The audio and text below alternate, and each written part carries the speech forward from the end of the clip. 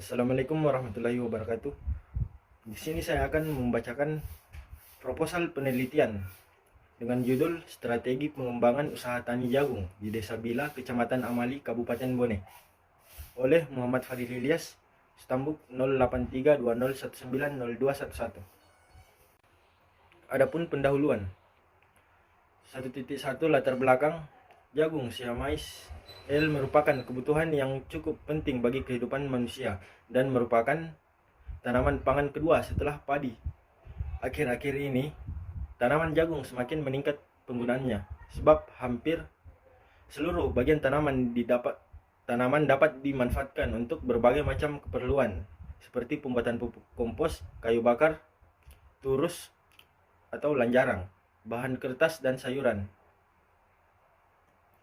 Anonim 2007. Bahan dasar atau bahan olahan yang digunakan: minyak goreng, tepung maizena, etanol, dextrin, aseton, gliserol, perekat, tekstil, dan asam organik bahan bakar nabati. Dinas Pertanian dan Kehutanan Bone tahun 2008. Kabupaten Bone sebagai salah satu wilayah Provinsi Sulawesi Selatan yang mayoritas masyarakatnya adalah petani, mempunyai permasalahan pertanian yang kompleks sehingga memerlukan acuan optimalisasi sumber daya usaha tani. 3. Peningkatan pendapatan. Berdasarkan data Badan Pusat Statistik Kabupaten Bone 2018 menunjukkan luas panen produksi dan rata-rata produksi tanaman jagung dari luas panen pada tahun 2016 adalah 52.182 hektar dan diperoleh hasil 261.829,12 ton. Sedangkan tahun 2017 produksinya mengalami peningkatan menjadi 473.630,83 ton atau naik sekitar 17%. Luas panen mengalami peningkatan selama periode tahun 2012 hingga 2017. Demikian pula produksinya mengalami peningkatan, yaitu tahun 2012 sebesar 10,86%, sedangkan tahun 2013 naik sebesar 17,74%. Adapun rumusan masalah dalam penelitian ini adalah bagaimana strategi dalam pengembangan usaha tani jagung di Desa Bila, Kecamatan Amali, Kabupaten Bone. 2. Untuk mengetahui faktor yang mempengaruhi pengembangan usaha tani jagung di Desa Bila, Kecamatan Amali, Kabupaten Bone. 1.3 Tujuan penelitian. Yang pertama, untuk mengetahui strategi dalam pengembangan usaha tani jagung di Desa Bila, Kecamatan Amali, Kabupaten Bone. Adapun yang kedua, mengetahui faktor yang mempengaruhi pengembangan usaha tani jagung di Desa Bila, Kecamatan Amali, Kabupaten Bone. 4. Kegunaan penelitian. Yang pertama, untuk memperluas wawasan ilmu pengetahuan penulis maupun kalangan peneliti lainnya yang sedang berhubungan dengan pengembangan jagung dan produksinya. Hasil penelitian ini diharapkan dapat memberikan kontribusi untuk meningkatkan pengembangan jagung di Desa Bila, Kecamatan Amali, Kabupaten Bone, khususnya petani yang menggunakan varietas jagung. 2. Kerangka pikir penelitian. Adapun kerangka pikir penelitian dalam pengembangan usaha tani jagung, yang pertama, kebijakan pembangunan pertanian menjadi pengembangan usaha masih berorientasi pada produksi. Adapun faktor internal dan eksternal.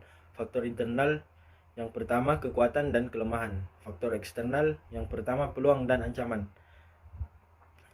Adapun analisis SWOT menjadi strategi pengembangan usaha tani jagung dan menjadi alternatif usaha tani jagung.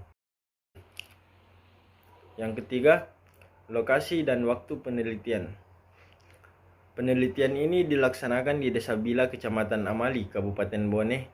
Penetapan lokasi penelitian dengan mempertimbangkan bahwa Amali merupakan daerah sentra jagung di Bone. Waktu penelitian selama 1-2 bulan, yaitu dari Juli sampai September 2022. Yang kedua, populasi dan sampel.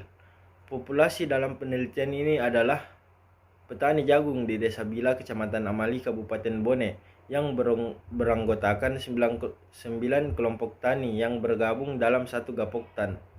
Masing-masing satu kelompok tani beranggotakan 25 orang petani, sehingga populasi penelitian ini adalah 225 orang petani. Penentuan sampel petani dilakukan secara purposif dengan mengambil 4 orang kelompok tani, yaitu ketua, sekretaris, bendahara, dan 1 orang anggota, sehingga jumlah sampel dari semua kelompok tani sebanyak 36 orang. Selain itu diambil secara purposif 4 orang dari pengurus Segapoktan, sehingga total sampel dari penelitian adalah 40 orang. Adapun analisa data yang digunakan dalam penelitian ini menggunakan analisis situasi model, analisis SWOT, di mana analisis SWOT digunakan untuk mengidentifikasi berbagai faktor secara sistematis untuk merumuskan strategi perusahaan. Analisis ini dilandasi pada logika yang dapat memaksimalkan kekuatan strength dan peluang opportunity, namun secara bersamaan dapat meminimalkan kelemahan dan ancaman. Menurut Nugroho tahun 2001, bahwa tahapan analisis SWOT adalah: yang pertama, mengidentifikasi masalah visi dan misi dari institusi. Yang kedua, mengidentifikasi peluang opportunities dan ancaman threats. Yang ketiga, mendeterminasi faktor kunci keberhasilan case untuk memanfaatkan peluang dan menghadapi ancaman. Yang keempat, mengevaluasi kondisi internal, kekuatan dan kelemahan yang ada di dalam perusahaan atau organisasi. Alat yang digunakan untuk menyusun faktor-faktor strategi adalah matriks SWOT. Matriks ini dapat menggambarkan secara jelas bagaimana peluang dan ancaman eksternal yang dihadapi dapat disesuaikan dengan kekuatan dan kelemahan internal yang dimiliki. Dikatakan oleh Rangkuti tahun 2001 bahwa sebelum membuat matriks faktor strategi eksternal, terlebih dahulu perlu menunjukkan eksternal strategi analisis summary dan internal strategi analisis summary.